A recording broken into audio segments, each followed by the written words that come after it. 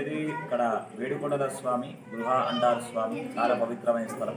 అగస్త్య మహాముని వీరబ్రహ్మేంద్ర స్వామి వారు తపస్సు ఎంతో మంది స్వాములు ఋషులు తపస్సు వాళ్ళు వేద మంత్ర పుష్పాలతో ఈ కొండని మొత్తం పగలగొట్టేశారు.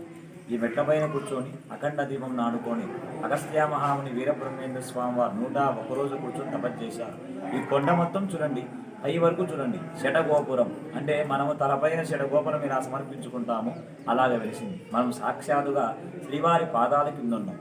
ఇక్కడ ఈ వెంకటేశ్వర స్వామి విగ్రహానికి కుడికాలు పొటని వేరు గోరుండదు స్వామి. ఎందుకంటే 13వ శతాబ్దంలో అగస్త్య మహాముని చెప్పుదంటే ఆ కుడికాలు పొటని వేరు గోరు భిన్నమైంది. అందుకని మిగతా తపస్సు కింద గర్భగుడిలో తపస్సు చేశారు. మనకి ఏ క్షేత్రానికి వెళ్ళినా ఏ ఊరికి వెళ్ళినా కూడా శివుడు అంటే లింగాకారమే. ఈ యాగంటి క్షేత్రంలో అలా కాదు, ఒకే లింగంలో పార్వతి ఉమామహేశ్వర స్వామి అర్ధనాగేశ్వర రూపంలో ఆది దంపతులుగా వెలిశారు.